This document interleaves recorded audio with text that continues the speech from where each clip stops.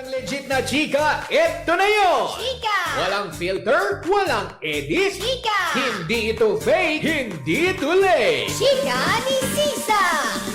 Lahat ng ganap sa showbiz pag-uusapan natin dito. May nag-break, may nagkabalikan. Tara at pag-usapan. Kung ano man ang chika, alam na ni Sisa. Ito ang Chika ni Sisa. Chika! Ni Sisa! We are number 106.7 Energy FM. Ang panggawag mong sabihin radyo, sabihin mo Energy. Sa magandang hapon pa rin po sa inyong lahat. Sa mga kabubukas pa naman ng kanilang mga radyo, ako po si Kapitana Sisa. At eto pa rin ang Chika ni Sisa. Hello pa rin po sa inyong lahat. Magandang hapon. I love you guys. Taray.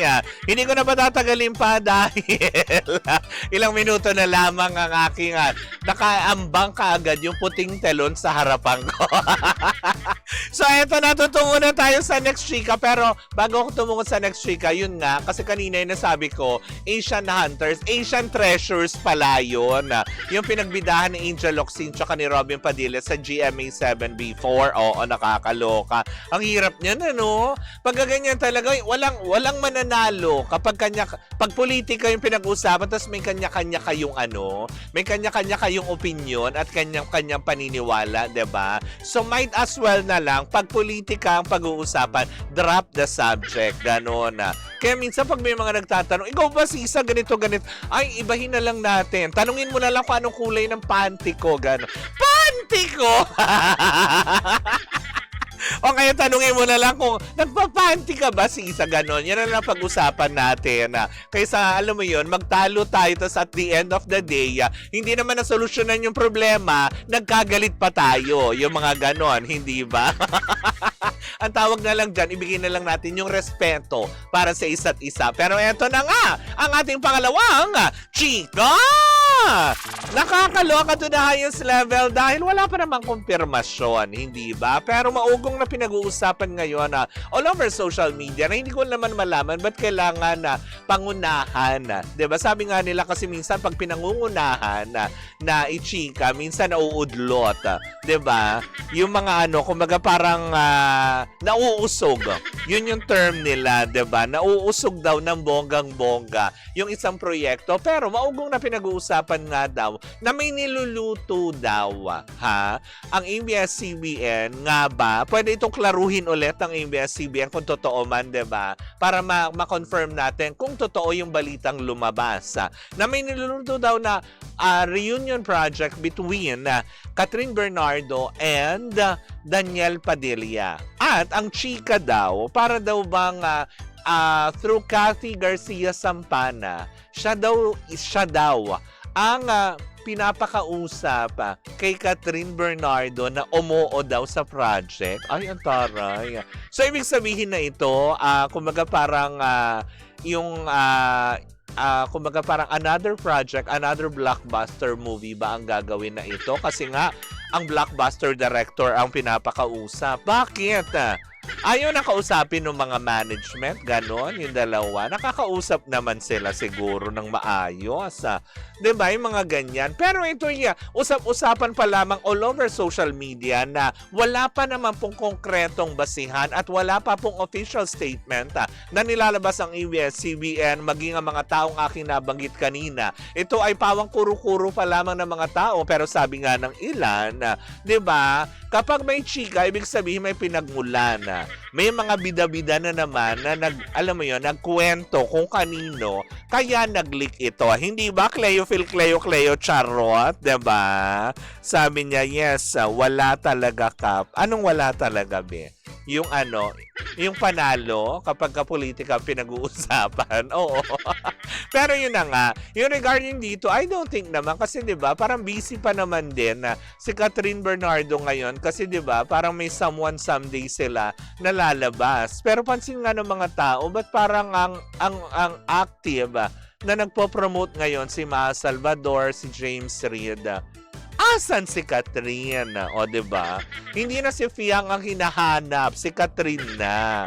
'Di ba? Baka naman din nagpapahinga lang din or baka may other commitments, 'di ba? Hindi naman ibig sabihin na kailangan yung mga co-stars na nagpo-promote. Baka naman darating din yung time. Malay nyo, 'di ba? One of these days, may guest tayong Catherine Bernardo dito, o, 'di ba? Kasi nahanap nyo, 'di ba? Bukas naman ang ating programa, 'di ba? Ang chika ni Sisa para i-promote talaga tong Someone Someday. At talagang inaantabayanan ko dahil ito ang return of the comeback ng aking iniidolong si Maha Salvador.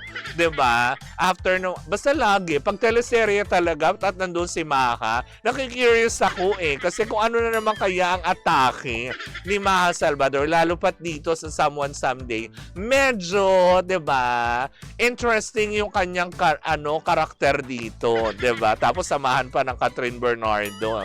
Fairness, wala namang masamang mangarap, malay mo, 'di ba? Dalawin nga naman din tayo at mag-promote dito, lalo na si James Reid.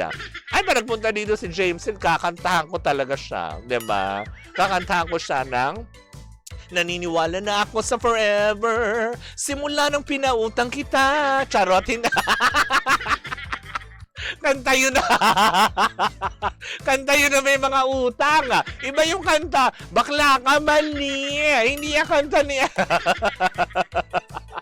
Hindi yung kanta ni James Reid.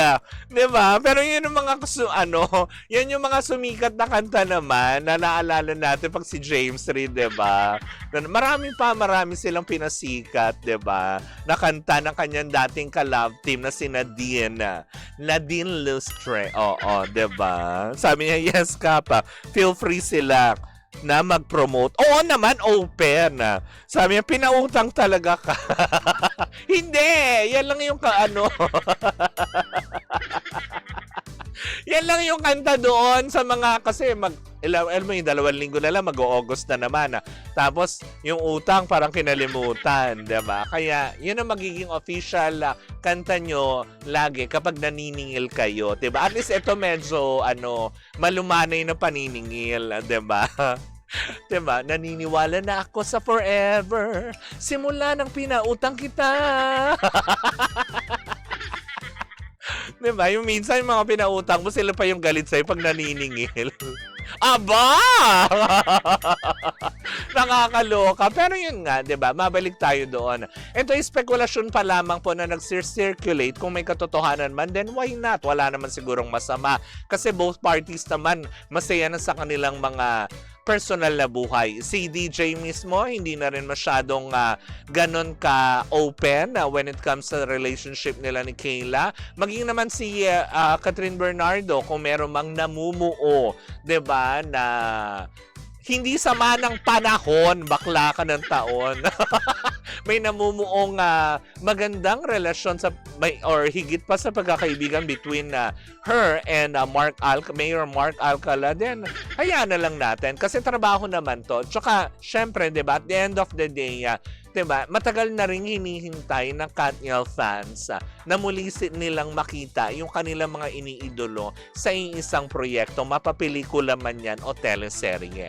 Kung totoo man po ito, diba, yung balitang ito, masaya ako dahil isa rin ako sa Katniel fan, diba? Dahil gusto ko rin naman makita ulit na maging maayos.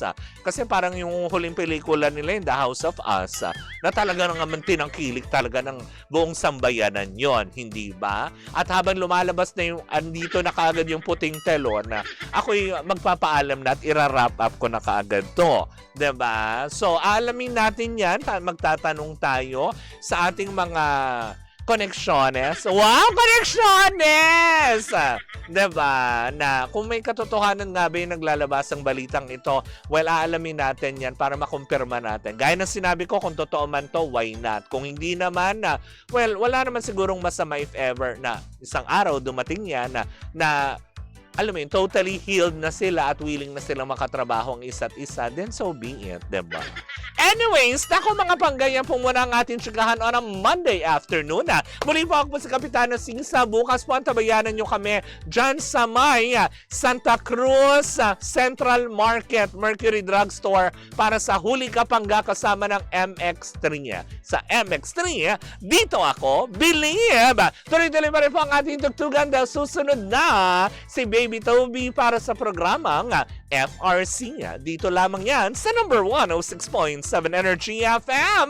Panggawag mong sabihin radyo, sabihin mo energy.